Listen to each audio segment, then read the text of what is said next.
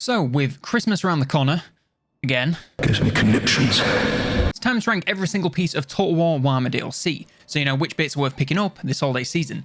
Now, since I'm making this list, it's of course going to be based on my opinions, so if I say something you like is worse than something you don't like, that's okay, because we all have different opinions. And also, before we get into this list, I'm just going to say this: Warhammer 1 is the best DLC to Warhammer 2, as it gets you more empires, a bunch of factions, and access to basically double the value for every Warhammer 2 DLC. Just get it before any other DLC, because it is just that good and pretty much essential to playing Warhammer 2 to its fullest. Also, this video isn't sponsored or anything, but if you want to pick up anything you see here cheap, then check out the Games Planet links in the description to get them on the cheap. This will give me a small kickback, so it's a great way to grab some content while supporting the channel. Okay, now into the ranking. Coming in last place, we have Blood for the Blood God. Now, it's a purely cosmetic DLC that just adds blood and gore to your battles, and I honestly can't recommend it unless you're desperate for gore or want to complete your DLC collection, or if you're into content creation. The only upside is, if you buy this DLC once, you'll own it for every single game in the series, so if you own it now, you'll get it for Warhammer 3. Next up, we have the Warriors of Chaos. This is the first DLC for a Warhammer game, and it still sucks a bag of 1,000 ding-dongs. Warhammer 3 is teasing that they're going to have a comeback in a big way, but until that point, they're basically just the Beastmen, but far worse. They're just a horde, and that is pretty much all they have on offer.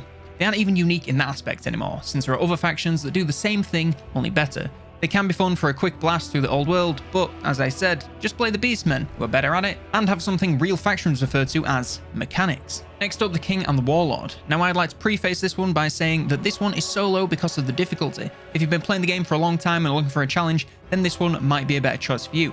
But if you're not a fan of being tortured by difficulty, then this is not the greatest DLC. You get two factions that have some of the roughest starting turns in the entire game. The units you get are fine, but nothing out of this world, and the factions can totally survive without them.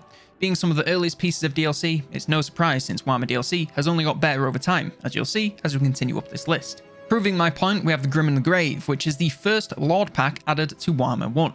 This is higher than the King the Warlord, half because I love the vampire counts, and half because the two lords you get here are easy to pick up and play, and the units are also halfway decent. With the exception of the corpse car, I would say all the units you get could be used at least once in your campaign, and while they may not be staples of the roster, they are still welcome additions.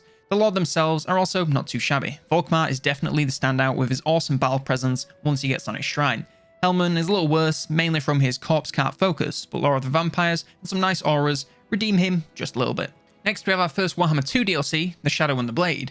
Now, this is where I get the feeling I may have a controversial opinion. From here on out, we're into the territory of what I would consider to be decent to good DLCs. So being this low doesn't make them bad, it just means that other bits are better, in my opinion.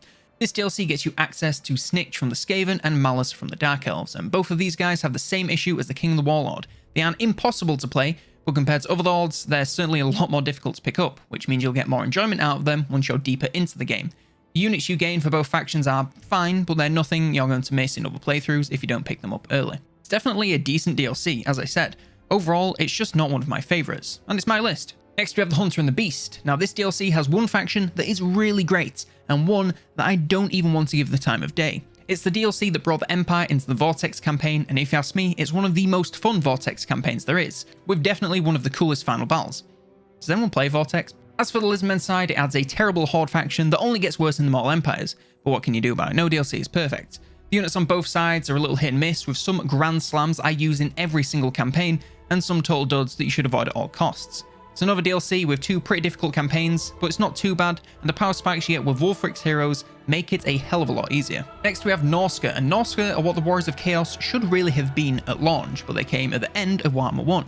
They're an actual faction with a couple of starting locations, a decent sized roster with a couple of playstyles, and the ability to lay waste to the old world without boring and repetitive Horde gameplay. NORSCA are not a great faction by any means, but they've gone without major updates since their release, and they still hold up today in Mortal Empires, so they aren't half bad either. They've got a unique playstyle in campaign and battle, and you should totally try them out for one truly unique experience. Plus, they're a whole new faction, so it's hard not to get your value there.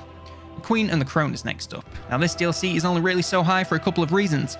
Primarily, it's the units that you get for both factions, some of which are totally essential and completely overpowered. The Sisters of Avalon are the best ranged units in the High Elves, and maybe the game, and this DLC gets you access to them for all factions. So yeah, if you play High Elves, you kinda need this DLC. You also gain the Charybdis for the Dark Elves, alongside Doomflight Warlocks, Sisters of Slaughter, and Supreme Sorceress Lord types. The two campaigns are also pretty fun, with the struggle for the Sword of Cain going on from turn 1 until one of you is taken out, making it into a real back and forth.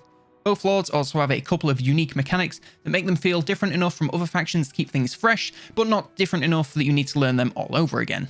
Next we have the Curse of the Vampire Coast, and this is possibly the most hyped piece of DLC, judging from the response to the trailer and accompanying sea shanty. The feeling you get once you get in game is less pirated than the trailer suggested, but nevertheless you have a super fun faction here.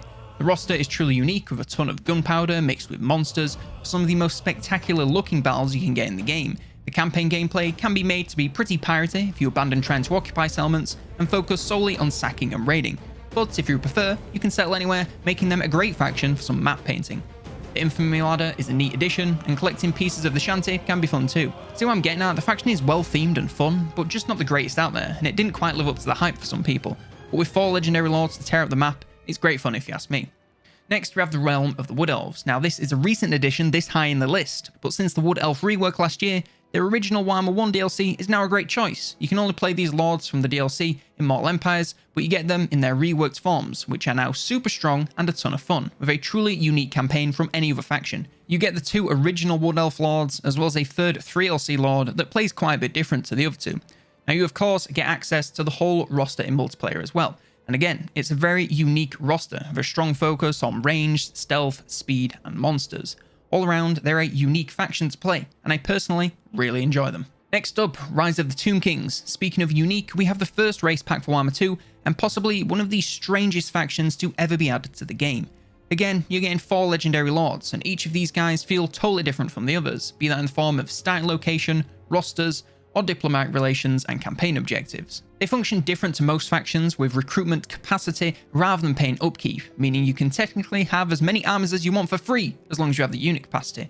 To balance this out, they have a limited economy and growth, but it all adds up to a faction that feels very balanced and thought out, and a lot of fun in an area of the map that few other factions really get to see.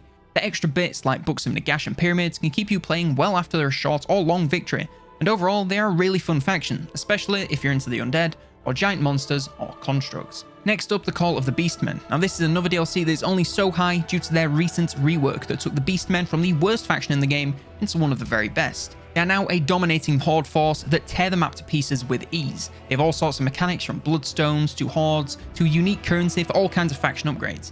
They're incredibly deep, but also pretty easy to pick up and play, since they are that strong that it's kinda hard to go wrong with these guys.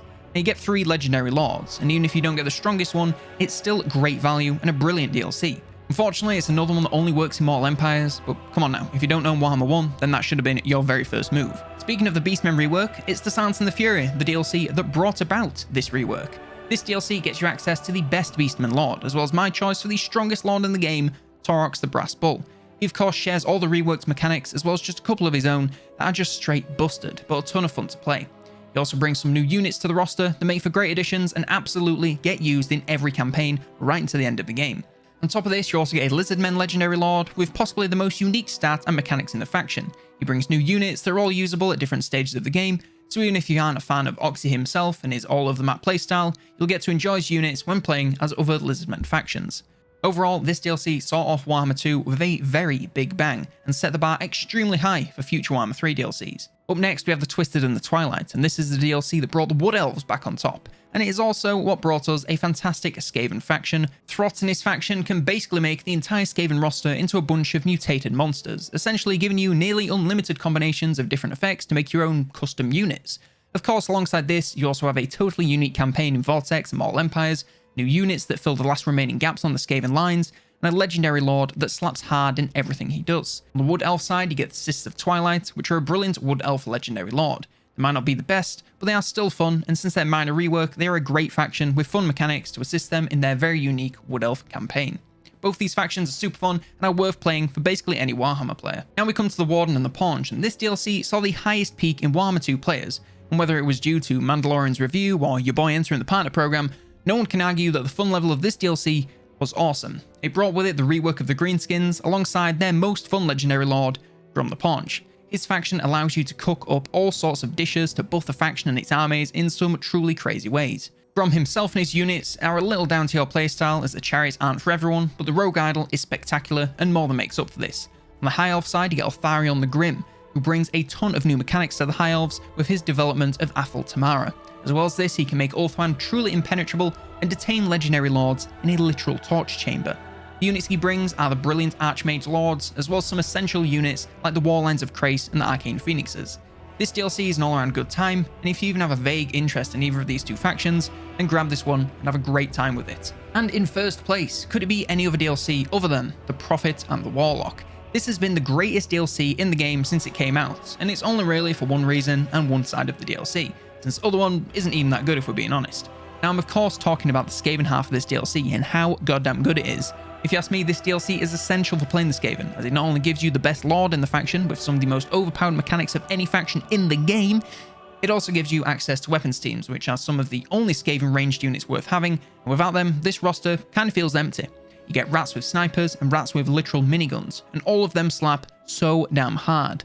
The Lizardmen side isn't nearly as strong, with Tehenuin being one of the worst Lords in the faction, but the units he brings are still very good. Pretty much every Lizard unit in this DLC is worth using at some stage of the game, so even if you don't get loads of use out of both Legendary Lords, you can at least enjoy both rosters to their fullest extent. I might be outdated or tainted by my first Skaven run being a Zikit Claw, but goddammit, this DLC made them OP, and they keep that reputation pretty much to this day. And so that concludes my ranking of every single DLC in Warhammer 2. Let me know what you thought down in the comments below, which DLC is your favourite, or which is your underrated pick. Like I said, we all have different opinions, and hearing other people's is always fun. Leave a like if you did, and subscribe if you want to see more content like this. Warhammer 3 is just around the corner, so next year is going to be a very, very busy time for the channel, so you won't want to miss it. Also, if you haven't already, then check out the new Christmas sweater merch on sale out at COLONELDAMNEDERS.store. It's only available to the end of the year, so grab one fast before they're gone, and get 10% off everything store-wide using code FESTAG2021.